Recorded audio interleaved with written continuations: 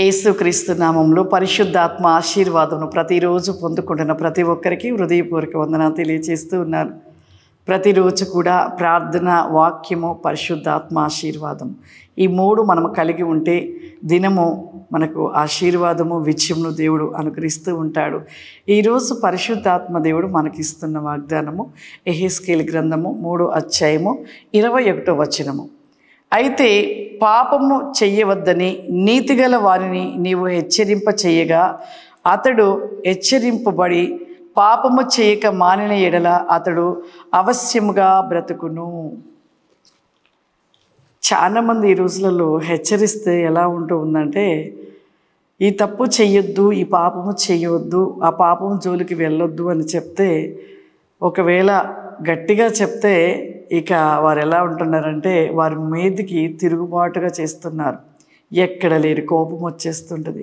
ఒక మనిషి జీవితంలో ఎన్నో బలహీనతలు ఉంటూ ఉంటాయి.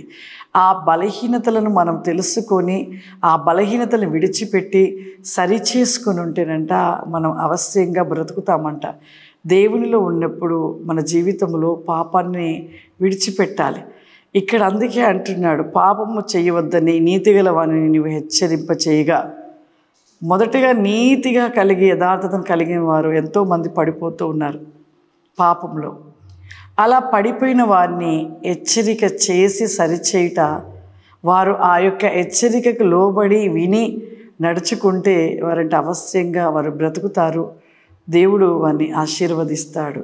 దావీదు తప్పు చేసినప్పుడు నాతాను ప్రవక్త వచ్చి హెచ్చరించినప్పుడు దావీదు ఒక్క మాటైనను కూడా మరి ఎందుకు నేను ఒక రాజును నన్ను హెచ్చరిస్తున్నావని అనలేదు నాతాను ప్రవక్తను.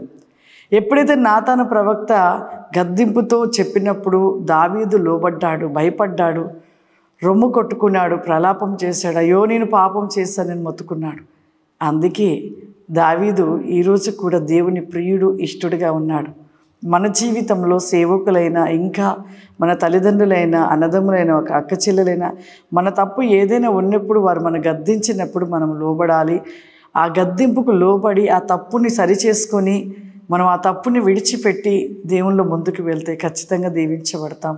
మరి ముఖ్యంగా మందిరాలలో సేవకులు గద్దిస్తే ఈ రోజులలో అస్సలు, ఒకవేళ తప్పు చేస్తుంటే ఇలా ఎందుకు తప్పు చేస్తున్నామని గద్దించినప్పుడు ఆ గద్దింపుకు లోబడక ఏం చేస్తున్నారంటే ఆ మందిరాన్ని విడిచిపెట్టి ఇంకో మందిరానికి వెళ్తున్నారు.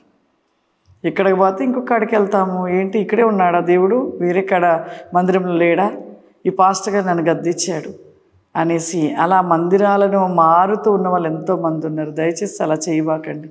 దైవజనులు ప్రసవేదన పడి మిమ్మల్ని కనినప్పుడు మిమ్మల్ని సరిచేయటం కోసమే, మిమ్మల్ని పాపం నుండి మరి దేవుని వెలుగు మార్గాలు నడిపించడం కోసమే దైవ సేవకులు చేస్తున్న ఆ యొక్క ప్రయాసము, వారి యొక్క ప్రసవేదన. ఆ యొక్క ప్రసవేదని మనము తృణీకరించి మరి సేవకులు గద్దించారని విడిచి వేరే మందిరాలకు పరిగెట్టినట్లయితే నీ ప్రతిఫలం అక్కడ ఉండదు, వెళ్ళిన కాడ ఉండదు. ఒక గాడ నాటపడినప్పుడు నీవు అక్కడ గద్దింపుకు లోబడి సరి చేసుకుంటే నువ్వు గొప్పోడు అయిపోతావు. ఒకవేళ నువ్వు ఆ గద్దింపుకు లోబడకపోతే మరొక కాడికి వెళ్ళినా, మరొక కాడ అక్కడ నీ పాపంను బట్టి, నీ క్రియలను బట్టి అక్కడ సేవకుడు గద్దిస్తే ఇంకొక మందిరానికి వెళ్తావు. ఇలా మారుకుంటూ వెళ్ళి నీ జీవితాన్ని సరి చేసుకోక ఇక అలాగే పాపం నుండి చివరికి ఎక్కడికి వెళ్ళిపోతామంటే నరకాగ్నిలో పడిపోతాం.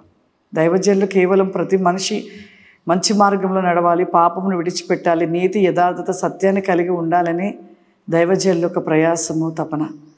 ప్రతి ఒక్క బిడ్డ సరి కావాలని, కానీ విశ్వాసం పాడు చేయాలని ఏ సేవకుడు అనుకోడు.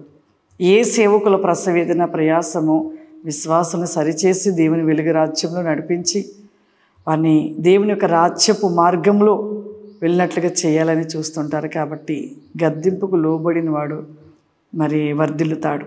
ఇక్కడ అందుకే ఎవరైతే నీతిమంతులుగా ఉన్నవారు తప్పిపోయి పాపములు పడినప్పుడు ఆ గద్దింపుకు విని లోబడితే ఖచ్చితంగా వారు అవశ్యంగా బ్రతుకుతారంటే ఖచ్చితంగా వాళ్ళు జీవింప చేయబడతారని వాక్యంలో రాయబడినట్లుగా మన జీవితాలను సరి చేసుకొని ప్రతి విషయంలో మనము దేవునికి ఇష్టకరంగా నిలిచి ఉన్నాం.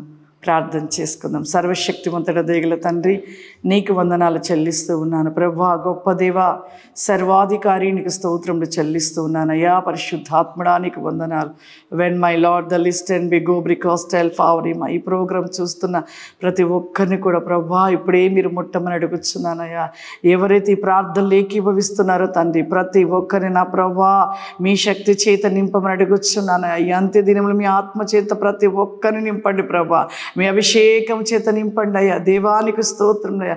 ఏ సమస్యల చేత, ఏ బాధల చేత, ఏ వ్యాధి చేత బాధపడుతున్నారు ప్రభా, ఇప్పుడే మీరు తాకమని అడుగుతున్నానయ్యా, ముట్టమని అడుగుతున్నానయ్యా.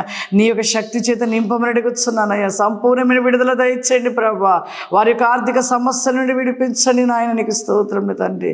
ఇంకనో దినము ప్రభు నీలో వెలిగించబడి వారుగా, నీ శక్తి పొందుకుని వారిగా నీ కృప ఆశీర్వాదముల చేత నింపమని యేసుక్రీస్తు నామం నడుచున్నాను తండ్రి. ఆమేన్. God bless you. దేవుడు మిమ్మల్ని దీవించును గాక. ఆమేన్.